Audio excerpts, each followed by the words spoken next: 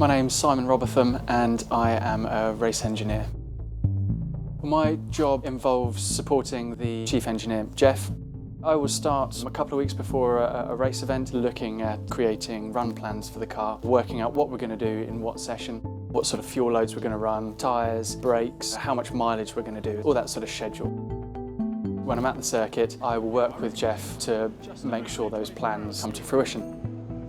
When the car comes back in after a session, there's always a debrief where myself and Jeff and Bob, the team manager, sit down with the drivers and listen to exactly what's gone on, how the car's feeling, gives us a better picture of what exactly the car that we have provided for the drivers to drive actually feels like. Is it what they want? Do they feel as though they could go quicker with something else, a little improvement? The rear feels like it's going to step out, so you have to hold off a bit longer and then just kill the speed, then let it settle. That's when Jeff typically will go away, have a rethink, and then we'll do a setup change and go again for the next session, and hopefully we've improved it.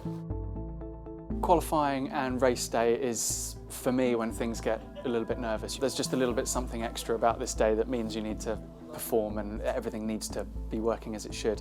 When we put the car out on the grid, it is a bit of a proud moment. You've got everything done. It's now, right, it's race time. The car is what it is. We've qualified where we've qualified. We now just need to make the best of this situation.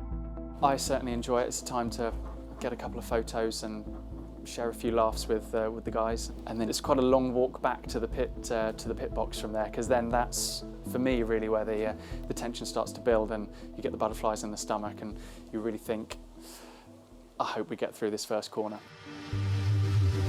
You make it through the first lap and then, right, okay, now we can settle down and we can start hopefully seeing us improve and head up the order.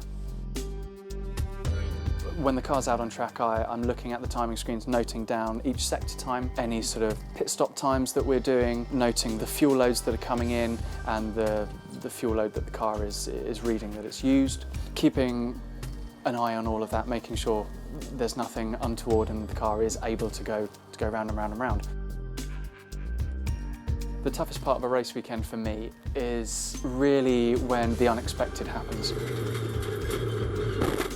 Involves a lot of research. You've got to go away and do a lot of reading, so you need to know the rules and regulations inside out. So if anything happens on track, it's having those answers on the tip of your tongue. As far as strategy goes throughout a race, we are looking at what everyone else is doing as well as our car. So we're looking at where we are in relation to others, the gap ahead of us, the gap behind us. We're looking up at the sky.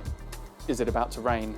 Can we hold on for a little bit longer until there's a definite answer about wets or dry, slick tyres? Has there just been an accident? Is there going to be a code 80? Is there going to be a safety car?